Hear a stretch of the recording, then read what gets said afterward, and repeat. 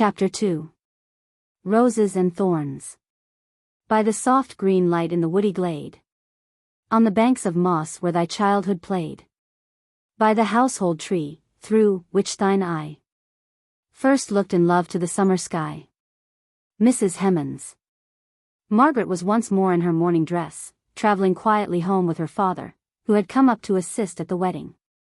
Her mother had been detained at home by a multitude of half-reasons, none of which anybody fully understood, except Mr. Hale, who was perfectly aware that all his arguments in favor of a grey satin gown, which was midway between oldness and newness, had proved unavailing, and that, as he had not the money to equip his wife afresh, from top to toe, she would not show herself at her only sister's only child's wedding. If Mrs. Shaw had guessed at the real reason why Mrs. Hale did not accompany her husband, she would have showered down gowns upon her. But it was nearly 20 years since Mrs. Shaw had been the poor pretty Miss Beresford, and she had really forgotten all grievances except that of the unhappiness arising from disparity of age in married life, on which she could descant by the half-hour. Dearest Maria had married the man of her heart, only 8 years older than herself, with the sweetest temper, and that blue-black hair one so seldom sees. Mr. Hale was one of the most delightful preachers she had ever heard, and a perfect model of a parish priest. Perhaps it was not quite a logical deduction from all these premises, but it was still Mrs. Shaw's characteristic conclusion, as she thought over her sister's lot. Married for love, what can dearest Maria have to wish for in this world? Mrs. Hale, if she spoke truth, might have answered with a ready-made list: a silver grey glacé silk, a white chip bonnet, oh, dozens of things for the wedding, and hundreds of things for the house. Margaret only knew that her mother had not found it convenient to come, and she was not sorry to think that their meeting and greeting would take place at Helstone parsonage, rather than, during the confusion of the last 2 or 3 days, in the house in Harley Street, where she herself had had to play the part of Figaro, and was wanted everywhere at one and the same time. Her mind and body ached now with the recollection of all she had done and said within the last 48 hours. The farewell so hurriedly taken, amongst all the other goodbyes, of those she had lived with so long, oppressed her now with a sad regret for the times that were no more. It did not signify what those times had been, they were gone never to return. Margaret's heart felt more heavy than she could ever have thought it possible in going to her own dear home, the place and the life she had longed for years, at that time of all times for yearning and longing, just before the sharp senses lose their outlines in sleep. She took her mind away with a wrench from the recollection of the past to the bright serene contemplation of the hopeful future. Her eyes began to see, not visions of what had been, but the sight actually before her dear father leaning back asleep in the railway carriage. His blue-black hair was grey now, and lay thinly over his brows. The bones of his face were plainly to be seen, too plainly for beauty, if his features had been less finely cut. As it was, they had a grace if not a comeliness of their own. The face was in repose, but it was rather rest after weariness than the serene calm of the countenance of one who led a placid, contented life. Margaret was painfully struck by the worn, anxious expression, and she went back over the open and avowed circumstances of her father's life, to find the cause for the lines that spoke so plainly of habitual distress and depression. Poor Frederick, thought she, sighing. Oh! If Frederick had but been a clergyman, instead of going into the Navy, and being lost to us all. I wish I knew all about it. I never understood it from Aunt Shaw. I only knew he could not come back to England because of that terrible affair. Poor dear papa. How sad he looks. I am so glad I am going home, to be at hand to comfort him and mamma. She was ready with a bright smile, in which there was not a trace of fatigue, to greet her father when he awakened. He smiled back again, but faintly, as if it were an unusual exertion. His face returned into its lines of habitual anxiety. He had a trick of half-opening his mouth as if to speak, which constantly unsettled the form of the lips, and gave the face an undecided expression. But he had the same large, soft eyes as his daughter, eyes which moved slowly and almost grandly round in their orbits, and were well veiled by their transparent white eyelids. Margaret was more like him than like her mother. Sometimes people wondered that parents so handsome should have a daughter who was so far regularly beautiful. Not beautiful at all, was occasionally said. Her mouth was wide, no rosebud that could only open just enough to let out a yes and no, and please you, sir. But the wide mouth was one soft curve of rich red lips, and the skin, if not white and fair, was of an ivory smoothness and delicacy. If the look on her face was, in general, too dignified and reserved for one so young, now, talking to her father, it was bright as the morning, full of dimples, and glances that spoke of childish gladness, and boundless hope in the future. It was the latter part of July when Margaret returned home. The forest trees were all one dark, full, dusky green, the fern below them caught all the slanting sunbeams, the weather was sultry and broodingly still. Margaret used to tramp along by her father's side, crushing down the fern with a cruel glee, as she felt it yield under her light foot, and send up the fragrance peculiar to it, out on the broad commons into the warm scented light, seeing multitudes of wild, free, living creatures, reveling in the sunshine, and the herbs and flowers it called forth. This life, at least these walks, realized all Margaret's anticipations. She took a pride in her forest. Its people were her people. She made hearty friends with them, learned and delighted in using their peculiar words, took up her freedom amongst them, nursed their babies, talked or read with slow distinctness to their old people, carried dainty messes to their sick, resolved before long to teach at the school where her father went regularly every day as to an appointed task, but she was continually tempted off to go and see some individual friend, man, woman, or child, in some cottage in the green shade of the forest. Her out-of-doors life was perfect. Her indoors life had its drawbacks. With the healthy shame of a child, she blamed herself for her keenness of sight in perceiving that all was not as it should be there.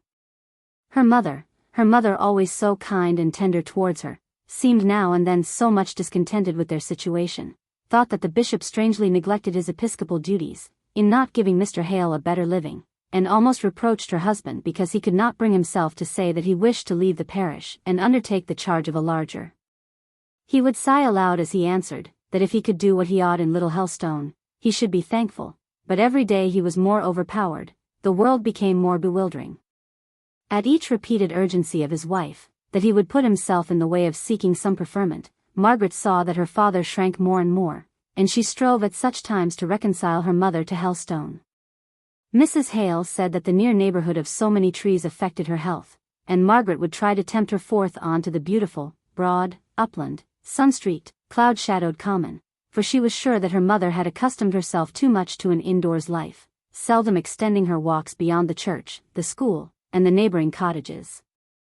This did good for a time, but when the autumn drew on, and the weather became more changeable, her mother's idea of the unhealthiness of the place increased, and she repined even more frequently that her husband, who was more learned than Mr. Hume, a better parish priest than Mr. Hoodsworth, should not have met with the preferment that these two former neighbors of theirs had done.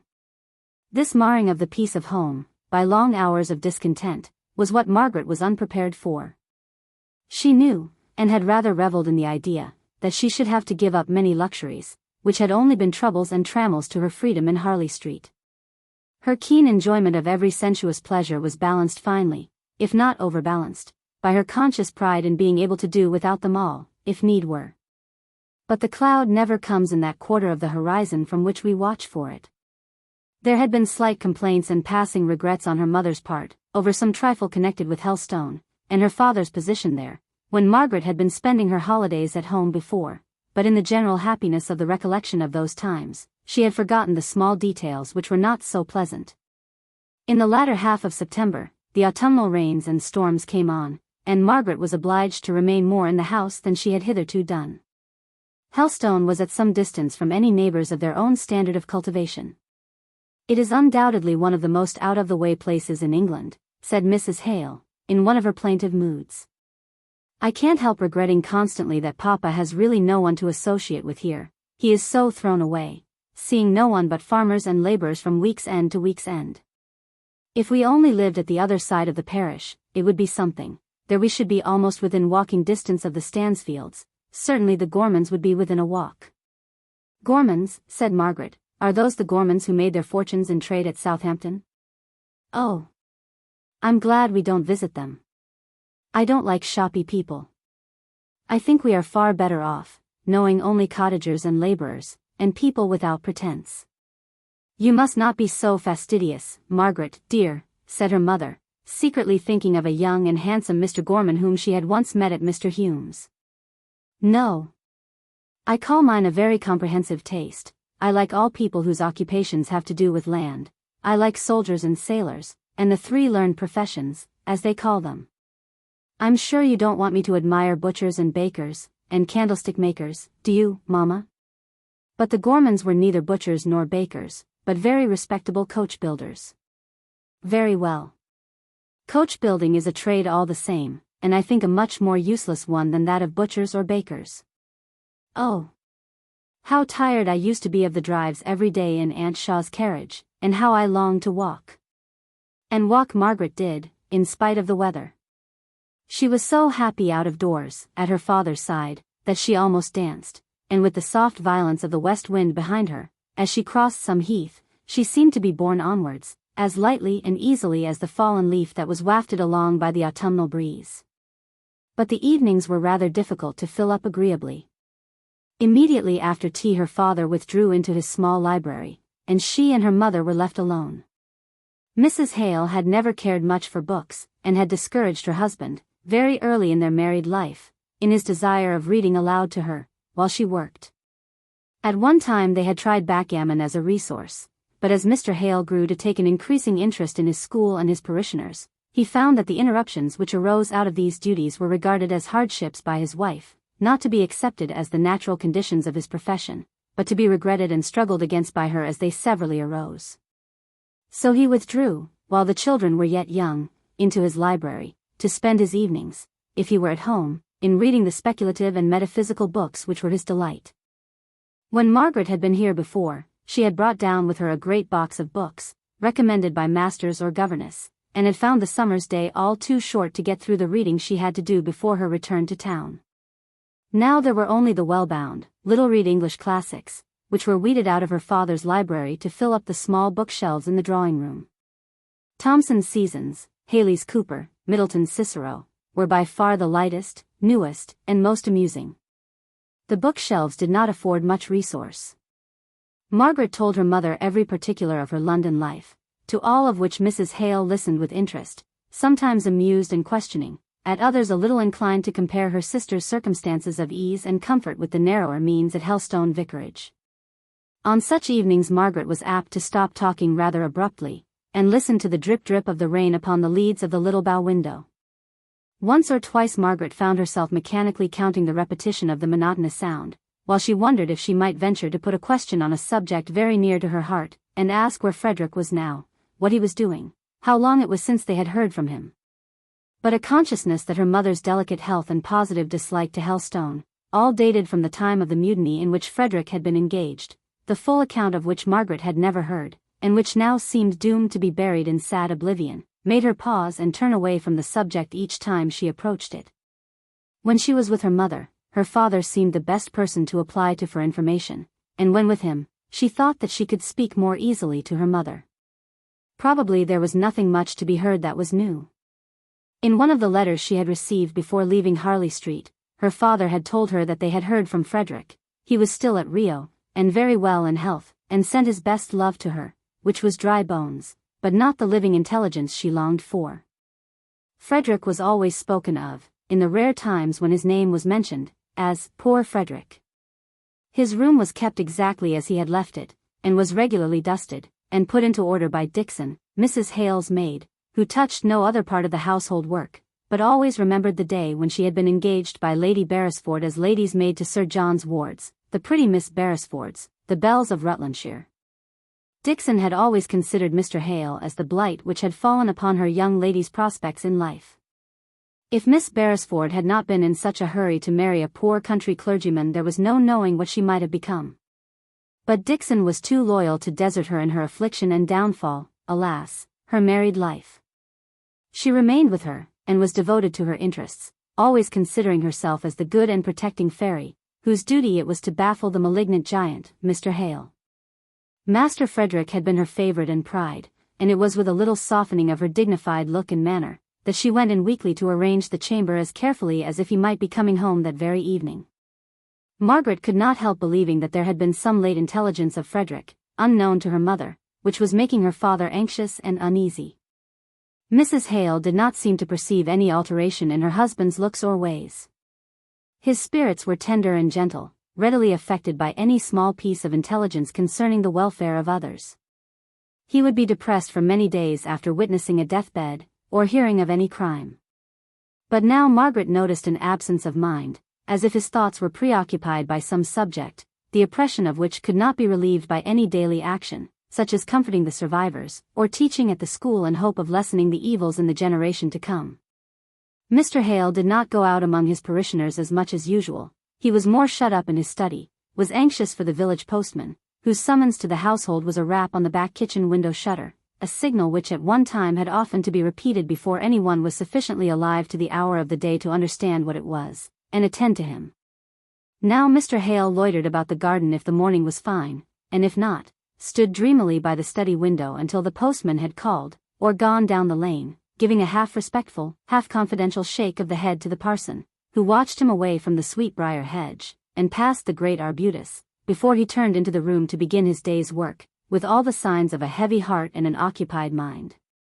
But Margaret was at an age when any apprehension, not absolutely based on a knowledge of facts, is easily banished for a time by a bright sunny day, or some happy outward circumstance. And when the brilliant 14 fine days of October came on, her cares were all blown away as lightly as thistledown, and she thought of nothing but the glories of the forest. The fern harvest was over, and now that the rain was gone, many a deep glade was accessible, into which Margaret had only peeped in July and August weather. She had learned drawing with Edith, and she had sufficiently regretted, during the gloom of the bad weather, her idle reveling in the beauty of the woodlands, while it had yet been fine, to make her determined to sketch what she could before winter fairly set in. Accordingly, she was busy preparing her board one morning, when Sarah, the housemaid, threw wide open the drawing-room door, and announced, "Mr. Henry Lennox."